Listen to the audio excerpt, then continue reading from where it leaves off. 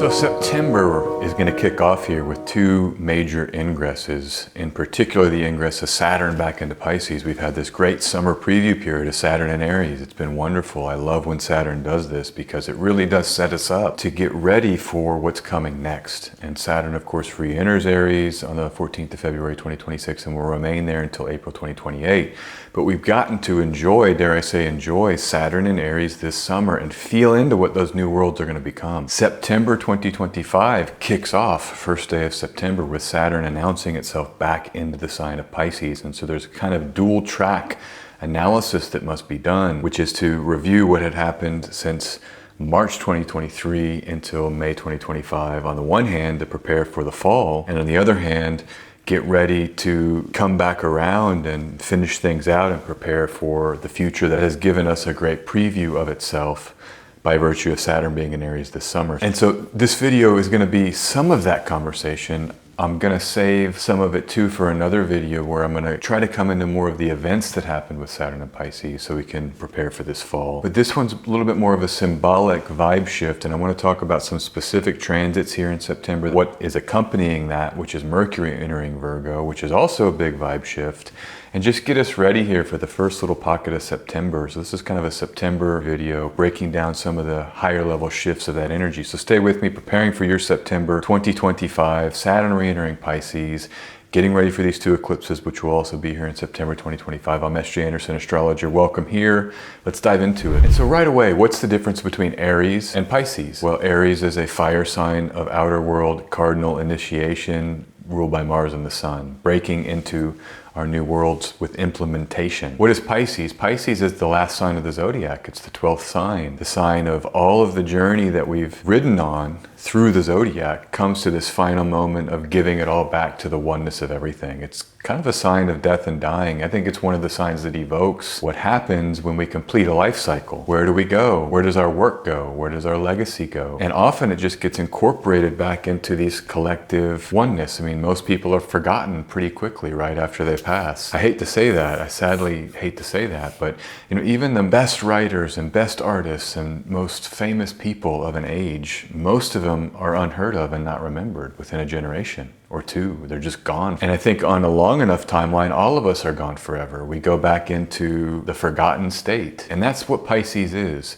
When you talk about that point of the last degree of the zodiac and the last sign of the zodiac coming into the first sign of the zodiac, it's like the rebirth where you kick off a new cycle and you initiate with new action. And so as Saturn now is going back over this boundary, we're returning back to this dissipative state of the forgotten. We're still here, right? If you're listening to this, we're still here, thank God, God willing. And we've got more time here. And so how does contemplating this so-called forgotten state, or this idea that we will dissipate eventually, what does that do for our time now? How does it make our lives better?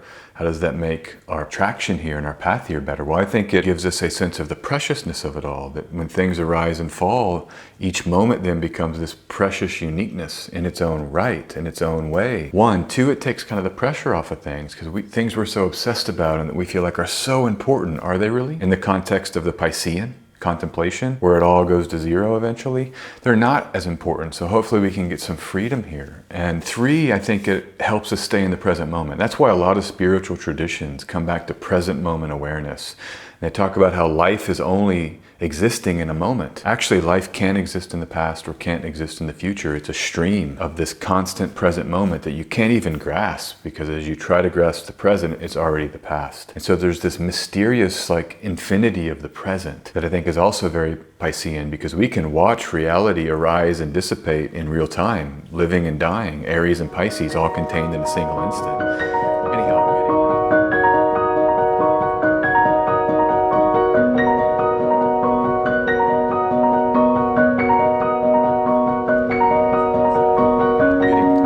philosophical here, and I don't mean to do that, but I think it sets the table for Saturn coming back into Pisces on the 1st of September with some of the thematics of what will be contained here for the rest of the year. And then particularly on the 7th of September, there's a lunar eclipse in Pisces with Saturn. And so we're back to these Piscean contemplations, which is why I wanted to meditate on there in a kind of out there way, I know, but this is what Pisces is. It's not verbal, it's a mute sign. It's not something that we can really describe. We have to feel. It's like reading Finnegan's Wake. You're gonna tell me you understand that? No one does. You know, people read it, you can't read it, it takes years, and then you try to understand it and it's impossible. There's only theories. You try to read it out loud and it sounds very strange. It's just grunts and guttural expressions. And this is the James Joyce model, Mercury in Pisces. That's what a lot of Pisces is. And it's like David Lynch. I was seeing an interview with David Lynch during the time of Mulholland Drive, I think the Oscar night, when David Lynch was nominated for Best Director for Mulholland Drive. But he was like, David, I love your picture. What do you think about? And he just says yes. He won't even talk about it. He doesn't even deign to address the meaning of the picture. Because I think he understands if you do that, you sort of rob it of the mystery. And it means different things to different people. You know, you don't want to contain this Piscean activation. You want to actually let it flow and not try to put it into these left brain logical answers, because that diminishes the beauty of it almost. It's like trying to capture the present moment. Capture the present moment. One, you can't, and two, not letting it breathe removes the sort of beauty of what's unfolding moment to moment. The other thing I love about this is that all of the new worlds we've been birthing in a number of ways, we get to rest with that. So I'm not going to go too much into that because I want to cover more of the mundane events, probably later in the fall with a big Saturn and Aries breakdown to preview the re-entry. But just in your own life, I want to come to our lives. We've initiated with Aries at one part of our chart with Saturn there laying a new foundation. That's been part of the summer. And now you get a little bit of a break. And that's good. It's too intense. It's too much newness for a lot of people. Trust me, I talk to a lot of people. And it's good to be able to recede back into what was. It's too hard to push someone right into the deep end and say swim. Sink or swim is not the model that is often functional for a lot of people. And so the Saturn back into Pisces lets us just kind of settle back into like a warm bath and contemplating the mysteries of life, as I've been doing here at the beginning of this video. So keep that in mind as the opportunity here of September. And I want to come back into what Pisces is. First of all, Saturn is heavy, serious things. Saturn is like grief and it's loss. People pass on. You may have lost loved ones. Relationships end. You may have lost a relationship or had to let go of someone because that person's just not coming into Saturn and Aries with you, or that relationship or that dynamic just isn't going to come into what Saturn and Aries is, or Jupiter and Cancer, or all of the other changes we've had this year. And so Saturn back into Pisces may be some of just the heaviness of that, having to grieve, having to feel the emotional, richness of the fact that we loved and the fact that maybe the loves are gone. This isn't only romantic, this is all relationships. I mean, I miss so many people. I think about my grandmother. Yesterday I was thinking about her. I love Saturn as the planet of grief, trying to help us get steady with our grief processes.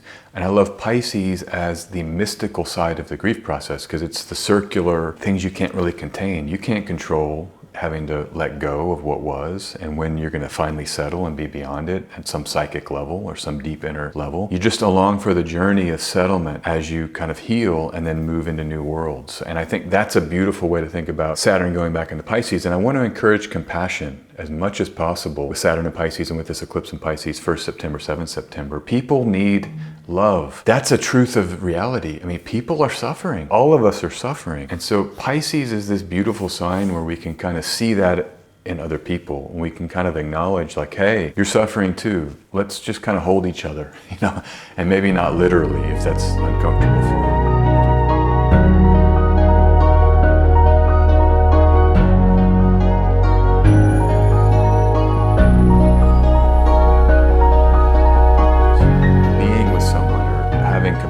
Sending them loving compassion and energy. It's the Jesus idea, right? It's the Pisces, or the two fishes, and that's the symbol of Christianity, which is love your brother, right? Love your neighbor as yourself. And think about some of this compassionate energetic as you get here into September and for the rest of the year. Give people a little bit of a break. And even if you have to set a hard boundary, try to have compassion. Put yourself in their shoes, and everybody's suffered. Everybody's been suffering. The other part of Pisces, with Saturn there again, 1st of September, eclipse there, 7th September, it's musical, it's Venusian. And the power of music to capture these states I've been describing in this video.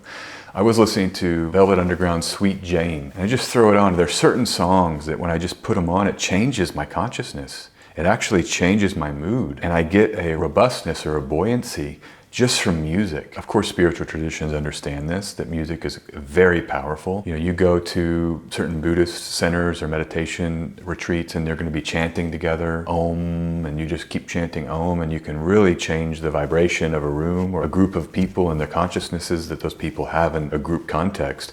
That's why people go to these parties and dance all night. You're changing something about the mental state at a deep level. You experience oneness. It's a mystical experience of oneness through the music. And I would encourage you, again, rest of this fall, this is a high level theme, is what art can we use to change our inner world or to work with our inner states? But particularly with this eclipse and right here in the beginning of September, you may want to curate that. You may want to be curating. I know I talked about that earlier in the summer with Mercury retrograde, trying to curate what we put into our sense inputs. I think this is a different metric for that, which is curating for our emotional responses, seeing if we can kind of generate an inner world or an inner emotional state. I used to always, when I was on Twitter, tweet about mantras, because every time there were eclipses, I used to throw on the Ketu and Rahu mantras from the Vedic tradition, which I still do sometimes. I may do that this eclipse season. I found them to be just hitting at a different level, because I don't speak Sanskrit. I can say the utterances, but it's like hitting at some level of Piscean poetic, nonsensical for me. And I could feel it, just the power of a rich tradition of chanting to the lunar node as you have an eclipse near them. First eclipse is with Rahu in Pisces, which would be the north lunar node, the head of the snake, as they say in the Vedic tradition. This second eclipse in Virgo on the 21st of September, in the last degree of Virgo, will be with Ketu, the tail of the snake, which can be a little bit more of a ascetic vibe. Not going to get into all that too much here, other than to say the chanting of those mantras may help you get into what I'm suggesting here, which is a very Piscean thing, which is using music. Venus ruling Pisces by exaltation, Jupiter ruling Pisces by domicile, using the musical Venus and the truth orientative Jupiter to combine and let your music hit some deeper truth nodes for you, to open you up in ways where you can feel this like expansive Jupiterian hope or the benefic Venusian hope, which Pisces is about, right? We lose our tightness and we release into some grander truth that's very hopeful. It's the hope that we kind of, you know, it all doesn't really mean anything, and yet it means everything. Every moment is as serious as it can possibly be, and it's also nothing at all. And how there's this kind of great release into that and the profundity of it, which can be joy-inducing. It's like, wow, I feel this profound joy. Just even hinting around a conversation around some of these things. So dreams, okay, magical, mystical. This is also can be Piscean. The deep truth beyond the veil. I think this is both eclipse orientative and Piscean. But the veil may be getting thin here. Predictive dreams, intense dreams that are getting you in touch with your deep psyche and your archetypal energetics that are in your unconscious. That's all probably on tap here. I've been experiencing a lot of that all summer. I think Mars on the South Node triggered a bunch of that for me, and maybe triggering it for you. The ascetic Ketu with Mars triggered and the magical Virgo was very much a thinning of the veil this summer.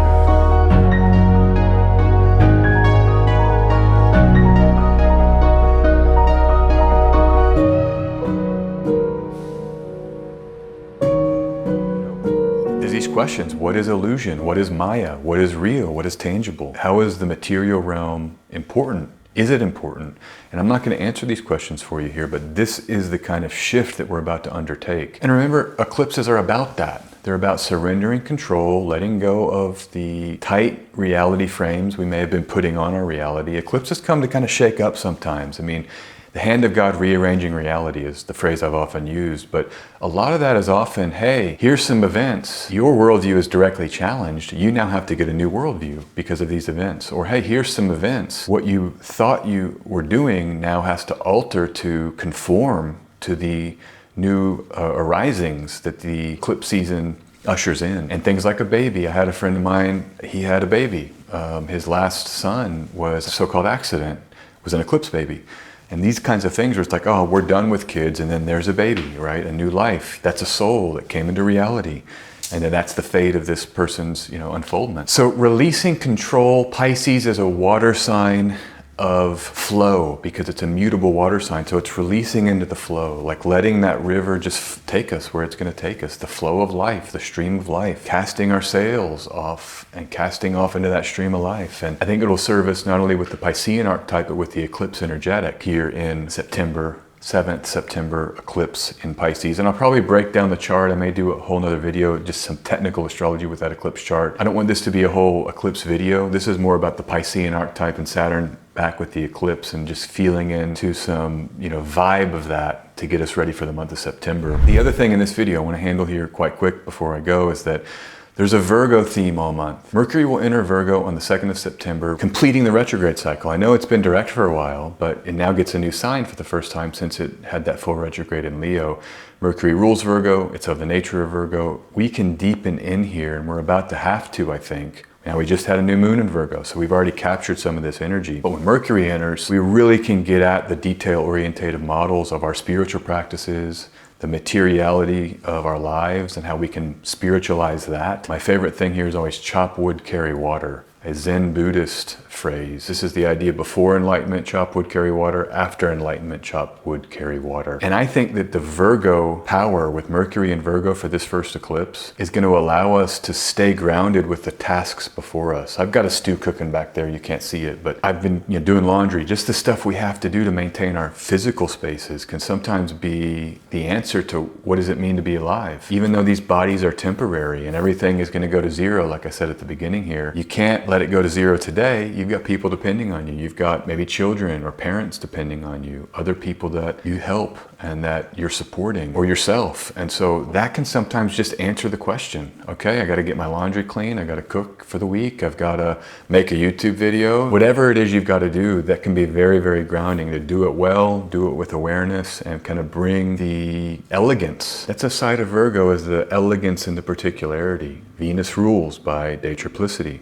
Remember, and there's a kind of elegance to getting into the detail of your craft and your day-to-day flow in terms of the material build-outs in your world. And I think that's part of this vibe shift. So we talked about a lot about the Piscean in this video, but when Mercury comes, this is the other counterpoise. And I want to encourage you to stay as grounded as you need to and as, minute as you need to with how to function and flow. It's been happening to me. This new moon was yesterday. I'm recording this the day after the new moon. And already I can just tell I'm feeling all this Virgo energy, and I'm really into some granular, systematized approaches to a lot of the stuff I'm working on right now. And it feels really good. It's not my favorite thing, but it's necessary, and I can see how there's support for that in the transiting sky. Because as I record this, the sun is in Virgo, ruled by Mercury and Leo. Mercury and Leo is ruled by the sun in Virgo. So there's this exchange of signs between Leo and Virgo. When Mercury enters Virgo, it's more pure Virgoan. You don't have that rulership exchanging signs, and you're completing one phase of the summer. So it gets kind of pure Virgoan and pure particularity. And of course, setting up to that eclipse on the 21st. Which means that everything we bring into this beginning half of September as we plan and prep and implement, that may then be leading to some kind of fated emergence. And so just stay with it, like know that it's building to something.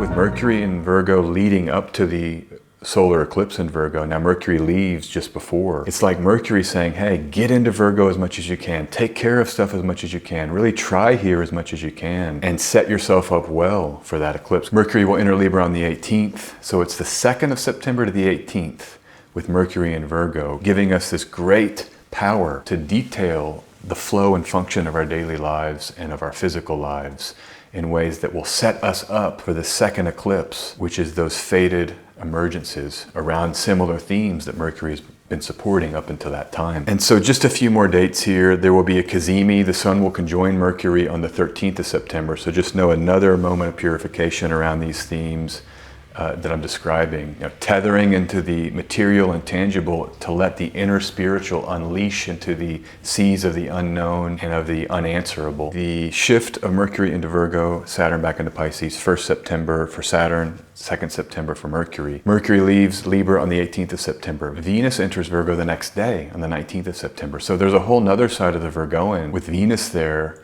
until 14 October, where we may be able to then purify even more what happens during that eclipse. We're not done with Virgo, and Venus in Virgo can be very good for settling us. But this little pocket of what I'm describing, so eclipse season and the Pisces Virgo accentuation with Saturn and Mercury, that ends And there's another major vibe shift that happens on the 22nd of September. So all of the stuff I've been meditating here on in this video, these energies, there will be the next vibe shift. And that's going to be the 22nd of September, where the sun enters Libra, gets weak, quite weak. Right after it's eclipsed, it then gets into a sign where it's said to be fallen. And then on that same day, Mars leaves Libra and enters Scorpio. And so that's something I'm going to say for a later video, but just be planning here for September. It's going to start. You're going to watch this video. September is going to start in a few days after I get this out.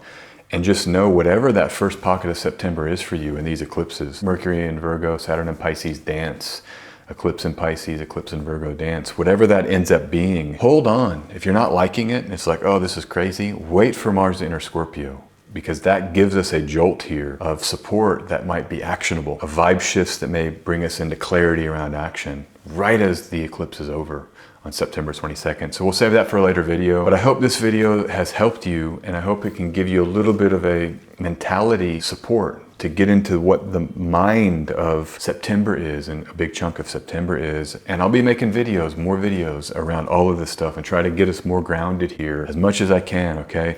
You can always follow me on Patreon. I'm also releasing videos there a lot. I've got updates of all kinds, so just check that out. The link is in the description for that. You can follow me here, like and subscribe. You'll get updates when I post here. Have a great shift here, right at the beginning of September, out of the fire element for Saturn, back into the water element, out of the cardinal axis for Saturn, back into the mutable axis. Mercury out of the fire sign Leo, ending its fire renewal, and now into the earth sign. And so you have the Pisces Virgo accentuation, planets leaving fire to then re-enter these so-called feminine or night signs. And that might be also one way just to think about what we're about to get into here in September, is we're getting into nighttime, and we're getting into more inner reflection and more home-based models of being, rather than going outside a lot. You're back home to clean the home and tend to your inner needs, okay? So everybody have a great little beginning of September. I'll talk to you real soon. Peace. Bye-bye.